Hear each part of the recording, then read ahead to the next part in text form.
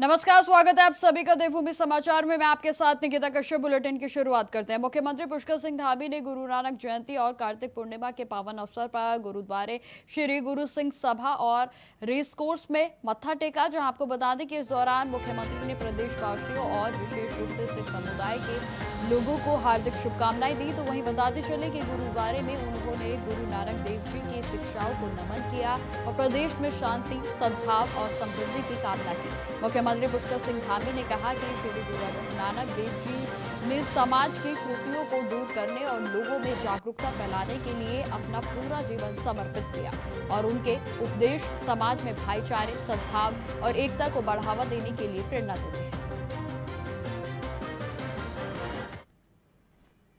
पहले गुरु नानक जी का स्मरण करते हैं, उनको नमन करते हैं कि उनकी प्रेरणा से सभी धर्मों को आगे बढ़ने का मार्ग मिला।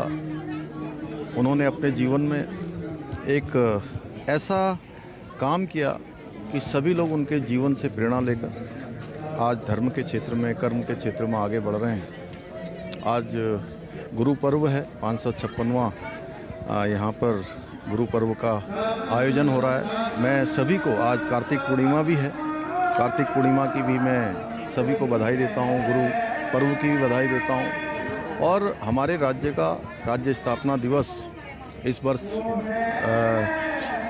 25वां वर्ष रजतोत्सव के रूप में आयोजन हो रहा है। आदरणीय प्रधानमंत्री जी का भी मैं बहुत धन्यवाद करता हूँ कि हमारे राज्य के अंदर अनेक काम उनके नेतृत्व में आगे बढ़े हैं, उनके मार्गदर्शन में आगे बढ़े हैं। वहीं हमारे यहाँ पर हेमकुंड साहब जाने वाला रोपवे, उसका कार्य भी प्रारंभ हो रहा है और उस रोपवे के बन जाने से हमारे सिख समाज के लोग पूरे दुनिया से, देश से जो पवित्र हेमकुंड साहब के दर्शन के लिए आते हैं, उनकी यात्रा आसान होगी। जो कई दिनों की यात्रा होती है वो कुछ ही घंटों में संपन्न हो जाया करेगी। लोग वहाँ पर जाकर भी अपने दर्शन कर पाएंगे और पुण्य के भागी बन पाए। खबरों में आगे बढ़ते हैं। आज कार्तिक पूर्णिमा का पावन पर्व है और इस अवसर पर हरिद्वार में श्रद्धालुओं की भीड़भाड़ पूरे तरीके से उमड़ पड़ी है। दूर दूर से आए भक्त गंगा स्नान कर पुण्य प्राप्ति और मोक्ष की कामना कर रहे हैं। तो वहीं धार्मिक मान्यताओं के अनुसार कार्तिक पूर्णिमा पर गंगा स्नान का विशेष महत्व माना गया है। बताते चले कि यह दिन देव दीपावली के रूप में भी मनाया जाता है, जब देवता स्वयं मानव रूप में पृथ्वी पर आकर पवित्र नदियों में स्नान करते हैं। और इस दिन स्नान और दीपदान से भी व्यक्ति को असीम पुण्य की प्राप्ति होती है और साथ ही साथ वह देवताओं के सम्मान, तेज, यश और समृद्धि प्राप्त करता है। धार्मिक परंपराओं के अनुसार कार्तिक पूर्णिमा भगवान विष्णु का जन्म दिवस भी इस दिन जो है कहा जाता है। और जहां आपको बता दें कि इस दिन गंगा स्नान करने से तुलसी पत्र, चांदी पात्र और साथ ही साथ दान करने से विशेष फल की प्राप्ति होती है। बता दें कि पर्व को देखते हुए हरिद्वार प्रशासन ने भी कड़े सुरक्षा के पुख्ता इंतजाम किए हैं। पूरे जनपद को 11 जोन और 36 सेक्टरों में बांटकर पुलिस बल की तैनाती की गई है, ताकि श्रद्धालुओं को किसी भी प्रकार की असुविधा न हो। तो वहीं घाटों पर दीपदान और भक्ति का अद्भुत संगम हरिद्वार में आज देखने को मिल रहा है।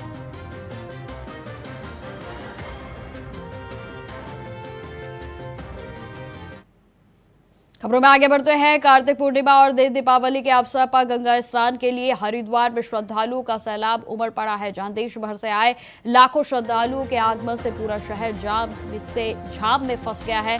और जहां हरिद्वार हाईवे से लेकर शहर की अंदरूनी सड़कों तक वाहनों की लंबी कतारें लगी हुई हैं। बताते चलें कि दिल्ली, हरियाणा, पंजाब और उत्तर प्रदेश से बड़ी संख्या में वाहनों के पहुंचने से स्थिति और भी गंभीर हो गई है, जहां जगह जगह फंसे यात्रियों को घंटों तक इंतजार करना पड़ रहा है। तो वहीं पुलिसकर्मी भी जाम से निपटने में जो है पूरा तरीके से पसीना बहा रहे हैं। बता दें कि हाईवे पर वाहनों की रफ्तारें रेंगती हुई नजर आ रही हैं और जहां गाड़ियों की इतनी लंबी कतारें हैं कि उनका सिरा तक दिखाई नहीं दे रहा है। और जहां ट्रैफिक पुलिस ने भी भीड़ को नियंत्रित करने के लिए विशेष ट्रैफिक प्लान को लागू किया है, लेकिन यह योजना पूरे तरीके से नाकाफी साबित हो रही है, क्योंकि जिस तरीके से लगातार भीड़ बढ़ती जा रही है, इस समय प्रशासन के प्रयासों के बावजूद श्रद्धालु और यात्री जाम में फंसे हुए नजर आ रहे हैं। आपको बता दें कि कार्तिक स्नान के इस पावन पर्व पर श्रद्धा के साथ साथ जाम ने भी हरिद्वार की सड़कों की परीक्षा ले ली है।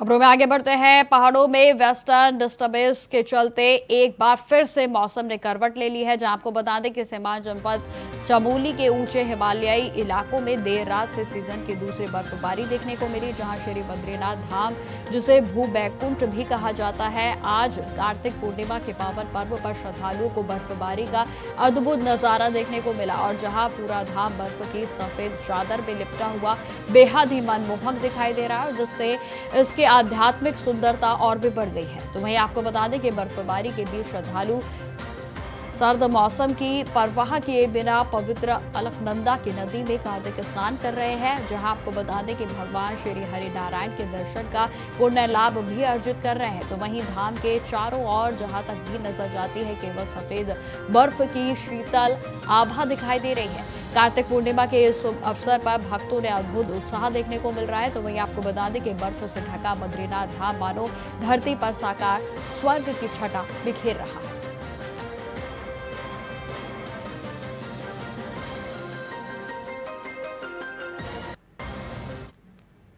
खबरों में आगे बढ़ते हैं। उत्तराखंड में विधानसभा के विशेष सत्र के दूसरे दिन हल्द्वानी के बनभूलपुरा मुद्दे पर सदन में जोरदार हंगामा देखने को मिला। आपको बता दें कि बीजेपी के वरिष्ठ विधायक मुन्ना सिंह चौहान ने अपने संबोधन के दौरान बनभूलपुरा के इलाके को लेकर तीखा हमला बोला है। उन्होंने कहा कि रेलवे की जमीन पर अवैध कब्जे की सबसे बड़ी मिसाल बनभूलपुरा में देखने को मिली है और जहां चौहान ने आगे यह भी कहा कि जब ट्रेन इस इलाके से गुजरती है तो घरों के पर्दे तक जो है वो टकराते हैं और जहां आपको बता दें कि जिससे यह साफ झलकता है कि सरकारी जमीन पर योजनाबद्ध तरीके से बस्तियां बसाई गई हैं और उनके इस बयान पर कांग्रेस के हल्द्वानी विधायक सुमित हृदयेश की भी कड़ी प्रतिक्रिया सामने आई है, जिस पर दोनों दलों के बीच तीखी नोकझोंक के कारण सदन में कुछ देर के लिए माहौल पूरे तरीके से गर्मा गया। तो वहीं आपको बता दें कि चौहान ने पलटवार करते हुए कहा कि उत्तराखंड कोई धर्मशाला नहीं है कि यहाँ कोई भी यहाँ आकर सरकारी जमीन पर कब्जा कर ले और सरकार चुपचाप बैठी रहे। इस बयान ने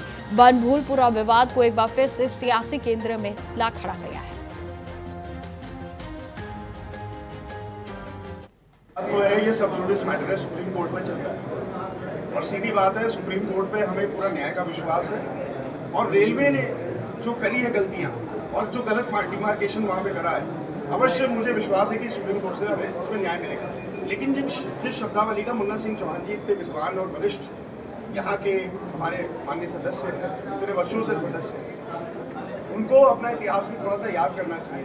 पहले वो खुद समाजवादी पार्टी में रहे, 2002 में उन्होंने खुद अपनी एक पार्टी बनाई थी और वही बनभूलपुरा जिसे वो नरक कह रहे थे वहीं घूमे थे कैंडिडेट। तो ये प्रश्न आप उनसे भी पूछेगा कि इसमें कितनी सत्यता है और ऐसी अमर्यादित भाषा का कोई भी सदन में जगह नहीं। दूसरी जो मेरी कंटेंशन है, मैंने वहाँ ही अंदर भी बोला, जितनी हमारी नगर पंचायत, नगर पालिका, नगर निगम जहाँ पे मैक्सिमम आबादी उत्तराखंड की रहती है, 80% लोग नसून की भूमि पे रहते हैं।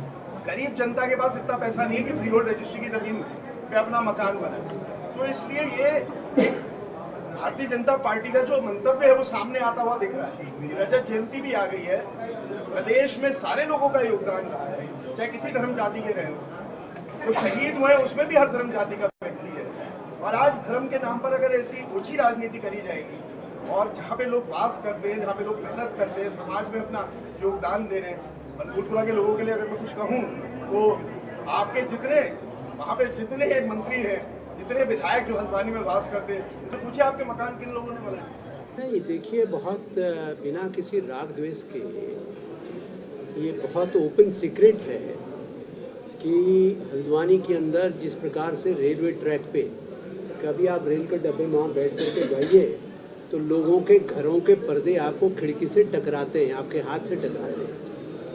तो ये वैसे भी हमारे प्रदेश में और रेलवे के विकास के लिए जो तमाम सारा और एक प्रकार से कौन सी पिक्चर हम प्रेजेंट करना चाहते हैं। कल के रोज आप एयरपोर्ट के चारों तरफ घेर के बैठ जाएंगे, तो ये जो लोग एनकरेज कर रहे हैं इस तरीके का, उसको मैंने कहा कि ये बर्दाश्त नहीं किया जा सकता और कहीं पे भी बर्दाश्त नहीं किया जाना चाहिए। और दूसरी बात यह है कि ठीक है, गरीब लोगों के प्रति अपनी जगह सहानुभूति है, लेकिन मैंने कहा कि भाई हम अफोर्ड नहीं कर सकते ही हम कि ये कहने लग जाए कि देश के जिस कोने से जितने लोग हो जितना मर्जी हम बचा, हमारी कैरिंग कैपेसिटी नहीं है। हम ये धर्मशाला राज्य को नहीं बना सकते। जो वैधानिक तरीके से, जो नियमित तरीके से, उनका स्वागत है, लेकिन केवल जो जहां सरकारी जमीन खाली देखो उसको हथिया लो, उसके ऊपर बस जाए, उसके ऊपर बस्तियां डाल दो, फिर उसके ऊपर, तो ये नहीं हो सकता। इससे जो हमारा उत्तराखंड राज्य का है वो स्वरूप विकृत हो रहा है। एक हमने कहा कि यहाँ की डेमोग्राफिक प्रोफाइल चेंज हो रही है। तीसरा मैंने कहा है कि हम लोग फ्रंटलाइन स्टेट है, हम बॉर्डर स्टेट, हमारे बहुत सारे सिक्योरिटी कंसर्न्स भी, इसलिए unchecked flow of population from outside needs to be checked. उसकी बाकायदा तस्दीक किया जाना चाहिए प्रॉपरली। तो फिलहाल मेरे साथ इस बुलेटिन में इतना ही। देश दुनिया की तमाम खबरों की जानकारी के लिए बने रहे हमारे साथ। नमस्कार।